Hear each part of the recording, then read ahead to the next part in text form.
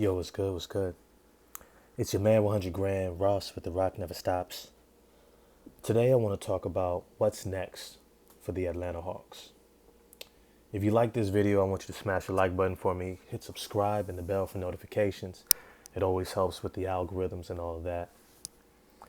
Yo, if you know my channel, if you know my perspective on things, you will know that I am the biggest proponent of not blowing your team up.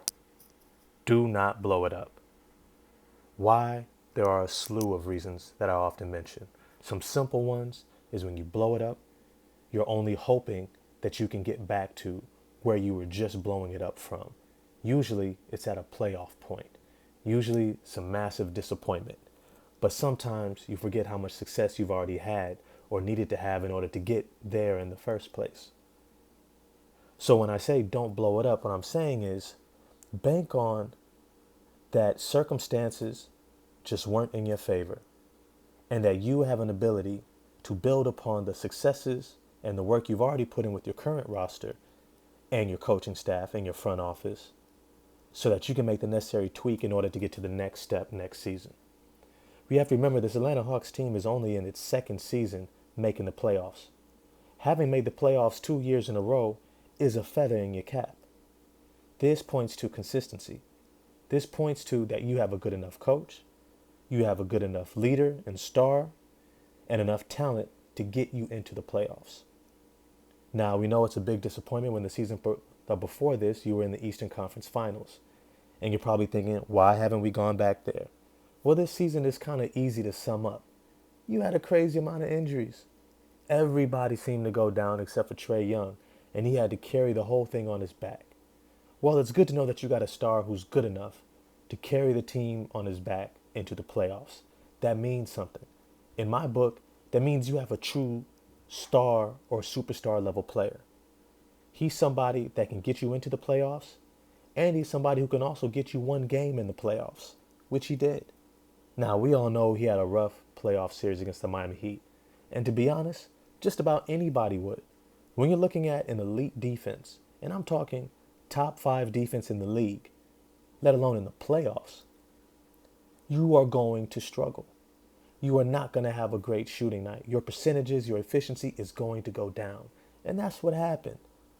Now, let's also keep in mind everybody's shooting percentage goes down in the playoffs. Period.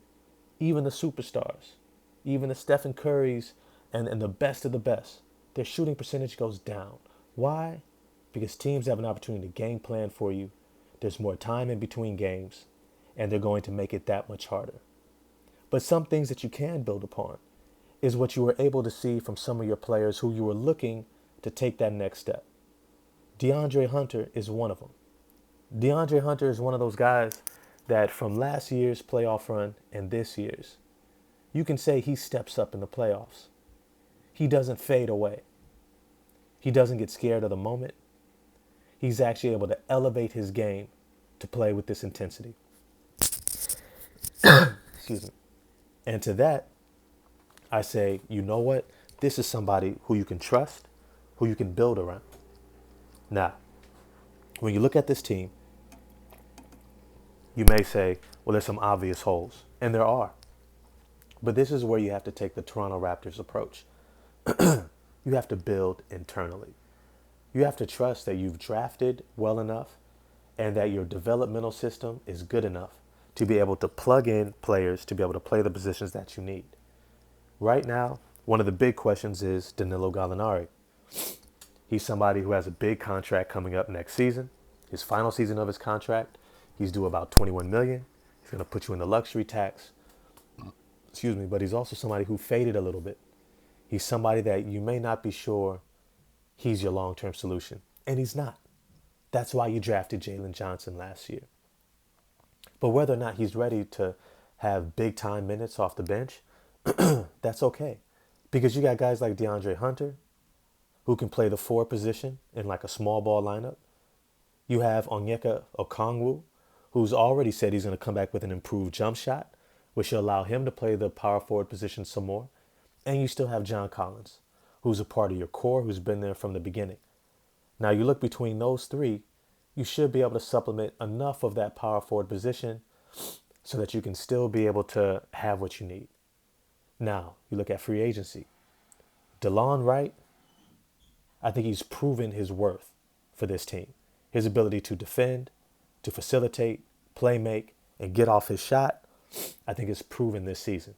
And I think he's a great fit behind and even next to Trae Young. Bogdan Bogdanovich has been another solid piece. Yeah, he was underwhelming throughout the season, even if he turned it on a bit in these playoffs and the play-in. But it's to say he's somebody you're going to keep around.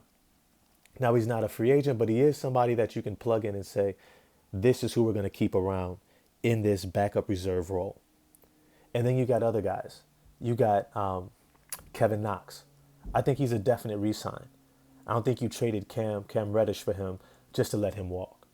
I say re-sign him and give him some of those opportunities to play in that backup forward position. But then you also have to look at some of the obvious pieces that you're going to have to start filling in, right? Sharife Cooper needs to be with the big boys club. You need to bring him in as your third string point guard. Lou Williams, if he needs to go, he can go. If he wants to stay, I think he was solid enough to be a third string shooting guard off the bench.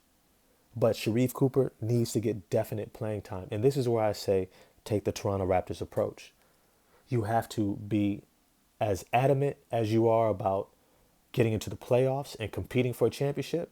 You have to be just as adamant about developing your young talent. Jalen Johnson and Sharife Cooper need to be a part of a steady dose within this team. If you're getting blown out or you're blowing somebody else out, you need to get them in immediately. When there's an injury, let them have the playing time. Let them show you what they can do. Because it's better to give them a full season of playing time consistently rather than never giving them the playing time they need to really show you what they can do. And these are two big-time talents. They are big-time talents. These are not your average lottery pick or back into the second round. These two guys were in one of the deepest NBA drafts in recent history, right? These are two guys who have tremendous talent. And developing them should be a primary focus of next season. Now, coming into next season healthy, I think you guys should be able to compete for a playoff spot just like I thought this past season. Now, I would also say you got to also tell John Collins, you got to come in and be more consistent offensively. We need you to be a solid 18 to 22 points a game, consistently, efficiently. And I think he's already doing that. He's developing that three-point jumper. He's shooting it with more regularity. And I think he's going to be somebody that you can trust. Now, off-season acquisitions. This is where I think you have to think about filling in a starting shooting guard role. Kevin Huerter, I don't think he's your long-term option.